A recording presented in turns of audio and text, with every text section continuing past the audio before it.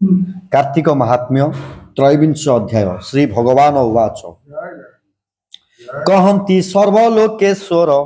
हे प्रिय शुण धर्म सार सुजन संगे मेल होई थिले उत्तम गति पाई से कथा कहिबा प्रस्तावे अवंती नगर मध्य पूर्वे ब्राह्मण नामे धनेश्वर बाळुत काळु दुराचार विद्या न पढ़े दृढ़ मते असाधु बालक संगते नित्य बुली नग्रांतरे पंपिबा टूली धरी करे वृक्षर तले अनुसरी नित्य पक्षीक प्राण हरि काहाकु बंदी करी पोषी ता अर्थे क्षुद्र जीव नासी जूत परिधि नट कृते दिन हरई एते मते स्नान भोजन कार्य सूची एमंते बाल्य काळु बंची जुवा समय महावली सुजन संगे नित्य कली असाधु लोक संगे प्रीति निंदा करई धर्म कीर्ति कुटुंब पोषण निमंते वाणिज्य वृत्ति करे नित्य जावत द्रव्य जिणी रखी पुणी बिकई लब्ध देखी जावत रस गुड़ लुण काष्ट अंगार आदि तृण दारु गंधक रखी लुहा बलद पृष्ठे भड़ा गुहा चर्म पादुका आदि किणी आमिष मुंडे वही आणी गोमेश छागल सहिते किणी चलई नित्य नित्य गुपते हरे परवित धन लोभरे खेले जूत निरते पर द्रव्य रसी दुर्जन रखी मिथ्या भाषी अति कृपण मति धरे देले दियई बेश्या घरे एमंत केते काल अंते ब्राह्मण वाणिज्य निमंते द्रव्य बलद पुष्टे कला अन्य देश को चली गला से नगर महासती नाम बेनी योजन से ही ग्राम से देश समुद्र उत्तरे नर्मदा नामे नदी तीरे निर्मल स्वाद शीत पानी स्नाने सकल शुभदानी से पुण्य नदी बेनी तीरे बहुत देशु द्विजवरे संकल्प करी से ही दिने रही अछंती साधु जने ताहांकु देखी धनेश्वर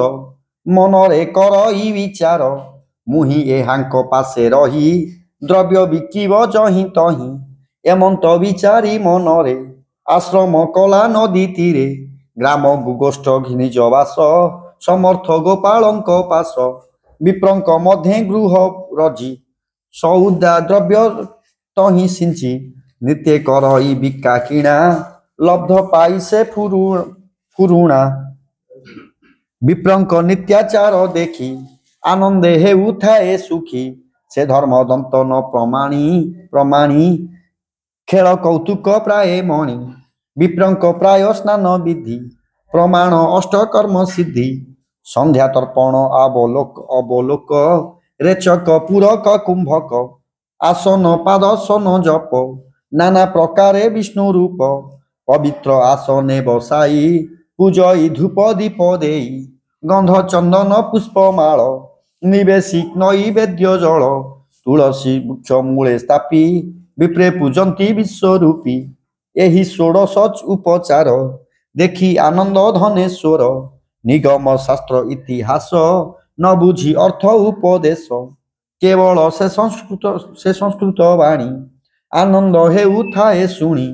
आपणे नित्य प्राण प्रातः काले स्नान करई शीत जले रंधन करी अन्न भुंजी विप्रंक कर्मे मने हेजी व्यापार अर्थे बुली जाई कार्तिक कृत्य देखु थाई दिन को दिन जेते रीति करंथि पुण्य मासे व्रती हेमंत मासक संपूर्णे कार्तिक व्रत उद्यापने बहुत उत्सव व्यवहारे विष्णु पूजिले नदी तीरे कृष्ण चरित गीत गाई रजनी उजागर होई दीप बसाई गुआ घुते विविध वाद्य नृत्य गीते तुलसी वृक्षे आरोहणे पूजिले लक्ष्मी नारायणी ता देखी विप्र धनेश्वर रात्रे होइला उजागर प्रभाते नित्य कर्म सारी अर्ण भुंजिला सुस्थ करी आरे कदिन जीव घरे एमंत विचारी मनरे रात्रे शयन काले आसी विप्रकु काल सर्प दंशी सर्प निघाते धनेश्वर राइला तीर्थवासी नर कहिला सर्प घाते मोते शुणी विस्मय सर्वचिते विष नाशन बुद्धि करी केवे हे न पारिले हरि समस्ते कले हाहाकार प्राण छाड़िला धनेश्वर तार निकटे जेते थिले पिंड को अग्निदाह कले आत्मा को धरी जमदूते निबद्धे बांधिले तुरीते प्रेत स्वरूप पिंड नेई जातना पथे घेनी जाई अनेक माड़ मारी बाटे जष्टि पाषाणे कंटा झाटे गलारे चर्म फास देवी तप्त अंगरे घोषराई अनेक दुख ताकू देले जम छामुरे नेई हेले चित्रगुप्त तांकू देखी रकत वर्ण करी आखि विप्रंकु चाहिबे निजने बहुत बहुत धिकार वचने अनेक गाली देई तांकू जम जे बोलई मंत्री को ये करी अछि कि पाप बुझी करिवा सीना कोप करणे कहिले अद्यापि ए ब्रह्म व्याधि महापापी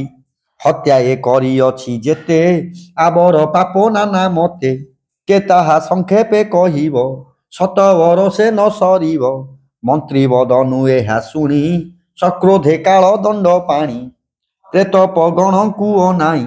आज्ञा जे देला जंतु साई बोइला ए पापी की निय अण उपरोधे दंड दिय तप्त चिकण अभिषेके निवेश नेई कुंभी पाके ए मंत वाक्य दूते शुणी धनेश्वर को धरी आनी दंड मंड जे देले नेई विप्र कंपई भय पाई कहई महादेव दास